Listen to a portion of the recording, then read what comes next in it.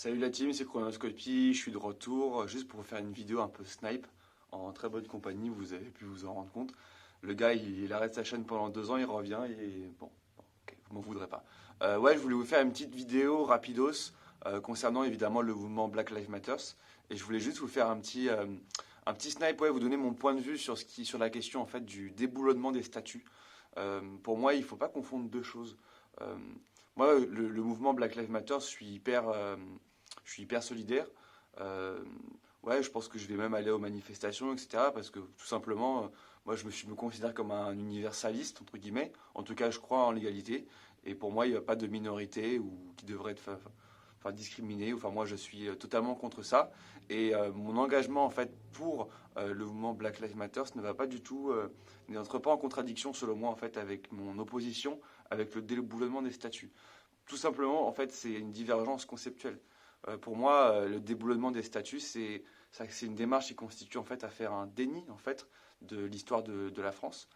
Euh, le but de l'histoire, c'est pas du tout de rendre compte d'une réalité toute belle et toute rose. C'est aussi de considérer les erreurs aussi qu'on a fait à certains points. C'est aussi considérer que l'histoire n'est pas sans relief, n'est pas sans ride. Et je pense que c'est important en fait de garder les statuts, non pas pour, pour montrer que l'État français ou quelques personnes soutiendraient l'esclavage. Je crois qu'aujourd'hui, là n'est pas la question. Je pense pas qu'il y ait des gens qui soient pour l'esclavage en France. Il y a de tout pourtant en ce moment, on voit de tout sur les réseaux sociaux, mais ça j'ai pas vu. En revanche, en fait, je vais me permettre de faire une toute petite métaphore. Euh, Moi, quand je parle de mon histoire perso, quand je rencontre quelqu'un, je vais pas omettre en fait les points où j'ai été en souffrance, où j'ai fait des erreurs.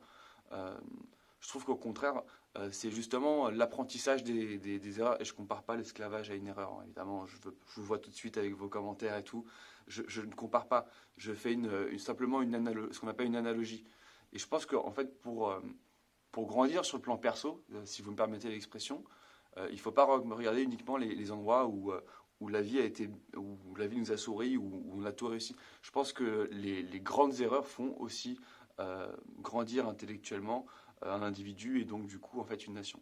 Et c'est pour ça que pour moi, avoir une statue de Colbert, c'est pas forcément honorer Colbert pour le personnage qu'il était, euh, mais par contre c'est rendre compte en fait d'une histoire, rendre compte de bah, à ce moment-là on a fait ça, voilà.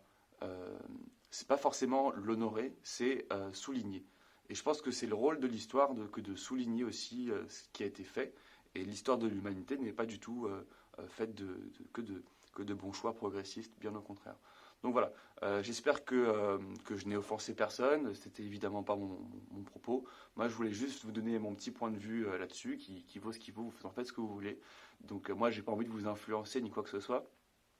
Continuer à réfléchir, parce qu'en vrai, c'est pour ça qu'il est fait le débat. C'est aussi pour qu'on puisse explorer des questions, aller plus loin. Et en fait, bah, le lendemain, quand on y réfléchit, bah, on devient tous les jours un peu moins con. Et je crois que c'est pas mal de penser comme ça. Voilà, pour l'instant, vous, ciao.